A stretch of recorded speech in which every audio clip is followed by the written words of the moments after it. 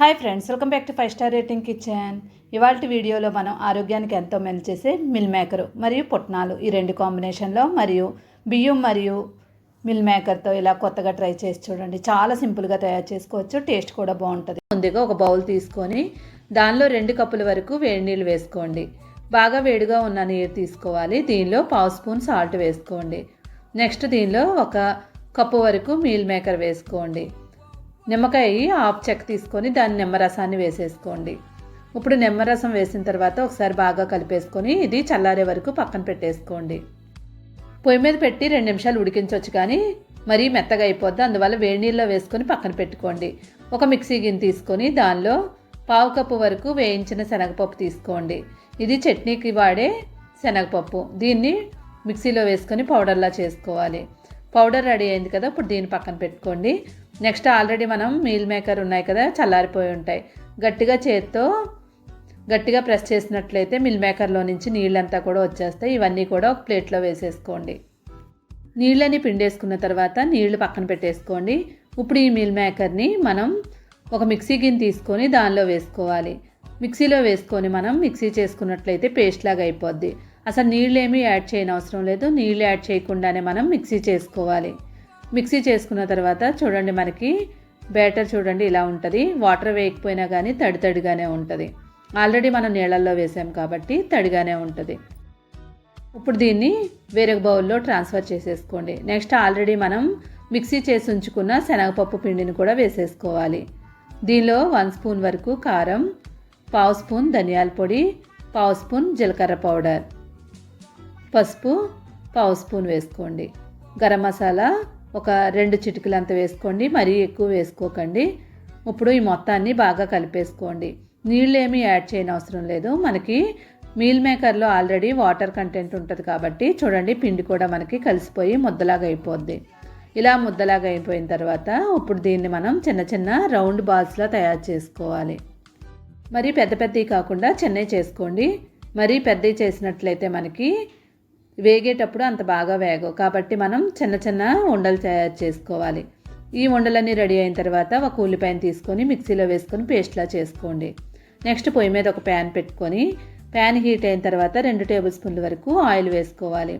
దానిలో దాల్చిన చెక్క చిన్న ముక్క, లవంగాయలు 4, 2 యాలక్కాయలు, ఈ మసాలా దినుసులంతా 1 నిమిషం పాటు వేయించుకోండి. ఇలా వేగిన తర్వాత ఆల్రెడీ మనం పేస్ట్ చేసుకున్న ఉల్లిపాయ పేస్ట్ని దీనిలో వేసుకొని వేయించేసుకోవాలి. ఈ ఉల్లి పేస్ట్ మనకి బ్రౌన్ కలర్ వచ్చే వరకు వేయించుకోవాలి.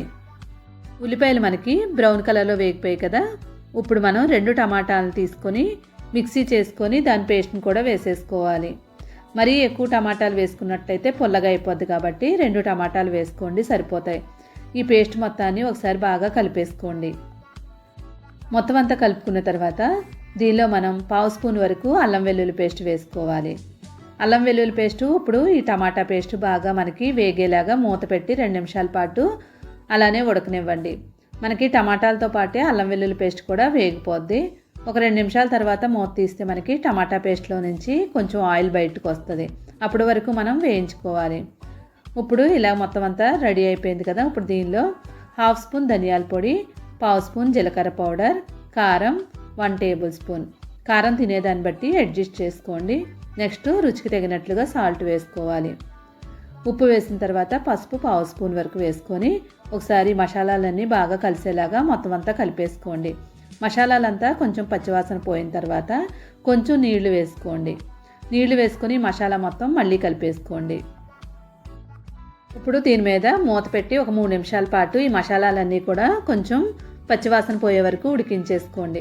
నెక్స్ట్ వేరొక పొయ్యి మీద ఒక ప్యాన్ పెట్టుకొని 3 టేబుల్ స్పూన్ల వరకు ఆయిల్ వేసుకోండి. ఆయిల్ బాగా హీట్ అయిన తర్వాత ఆల్రెడీ మనం తయారు చేసుకున్న మిల్ మేకర్ బాల్స్ ఉన్నాయి కదా, వాటిని వేసేసుకోవాలి. ఇది వేయించడానికి మనకి ఎక్కువ ఆయిల్ ఏం పట్టదు, కొంచెం ఆయిల్లోనే మనకి చక్కగా వేగిపోతాయి. అస్సలు చేయి పెట్టే పని లేకుండా వేగిపోతాయి. ఆల్రెడీ మనం మసాలాలు కూడా కొంచెం పచ్చివాసన పోయే వరకు వేయించేసుకున్నాం, దగ్గరికి అయిపోయింది. ఇప్పుడు దీనిలో ఒక 2 గ్లాసుల వరకు నీళ్లు వేసుకోండి. నీళ్లు వేసుకొని మళ్ళీ మొత్తం అంతా ఒకసారి బాగా కలిపేసుకొని మూత పెట్టేసుకోండి. ఇప్పుడు దీనిలో 2 పచ్చిమిరపకాయలు తీసుకొని సన్నగా పొడవుగా కట్ చేసుకొని వేసుకోండి.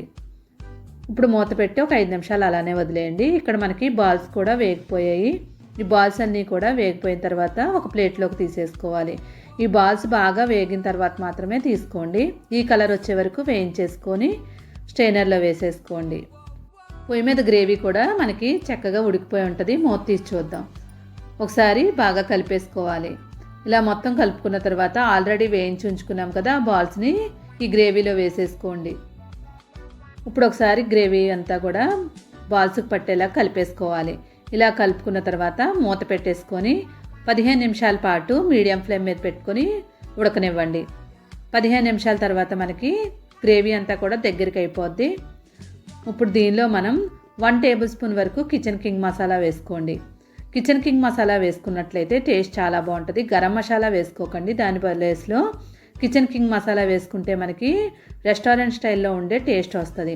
ఇప్పుడు మళ్ళీ మూత పెట్టి ఒక 2 నిమిషాలు అలానే వదిలేయండి. 2 నిమిషాల తర్వాత గుమగుమలాడి కోఫ్తా కర్రీ రెడీ అయిపోయింది. మీల్ మేకర్ కోఫ్తా కర్రీ ఫైనల్గా కలిపేసుకొని దీనిపైన కొత్తిమీర జల్లేసుకోండి.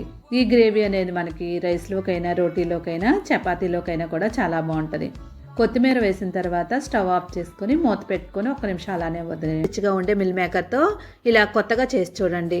పిల్లలే కాదు పెద్దలు కూడా చాలా ఇష్టంగా తింటారు. ఎటువంటి కూర పని ఉండదు. దీనికోసం నేను ముందుగా ఒక బౌల్ తీసుకుంటున్నాను. దానిలో 1 కప్పు వరకు బియ్యం వేసుకున్నాను. ఇక్కడ నేను బాస్మతి రైస్ తీసుకున్నాను. మీకు కావాలంటే నార్మల్ రైస్ అయినా తీసుకోవచ్చు. వీటిని శుభ్రంగా 2-3 సార్లు క్లీన్ చేసేసుకొని ఇప్పుడు దీనిలో నీళ్లు వేసుకొని ఒక అరగంట సేపు నానబెట్టుకోవాలి.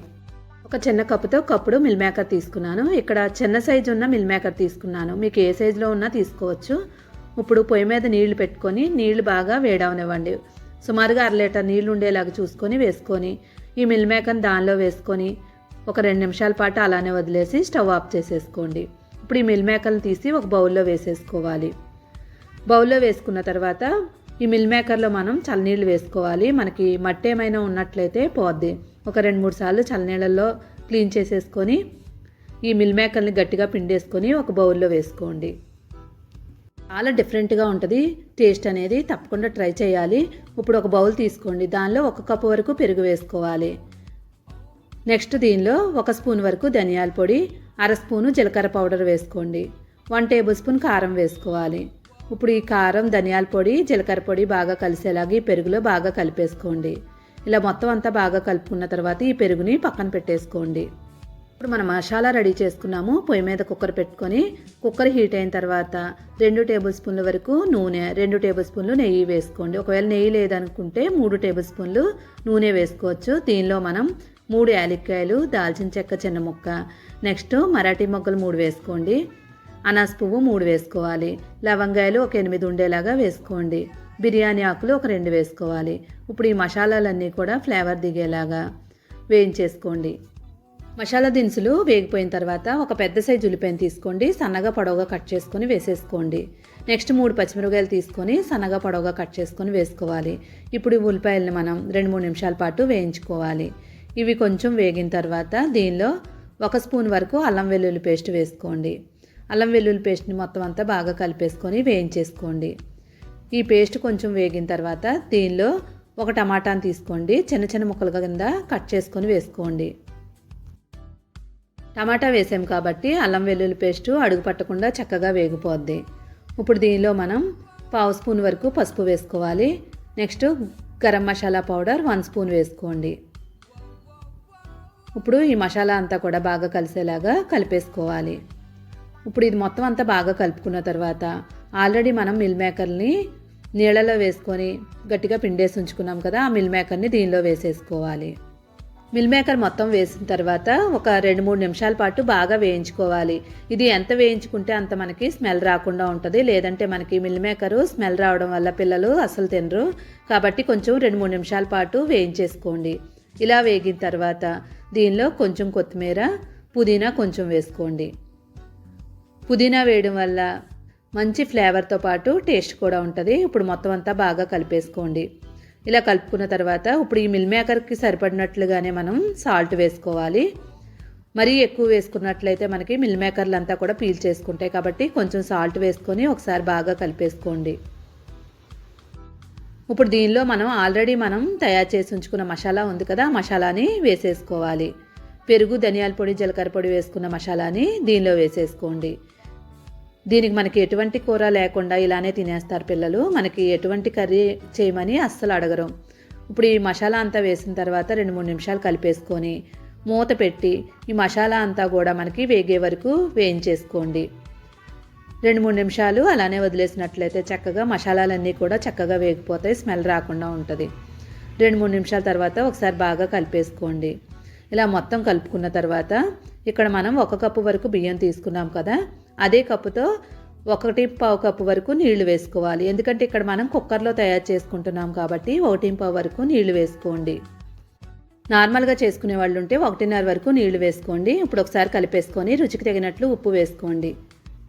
ఇప్పుడు మళ్ళీ ఒకసారి బాగా కలిపేసుకొని మూత పెట్టి ఈ నీళ్ళని మరగనివ్వండి. నీళ్లు మరిగిన తర్వాత బియ్యం వేసినట్లయితే మనకి బియ్యం అంతా కూడా చక్కగా పొడిగా వస్తుంది.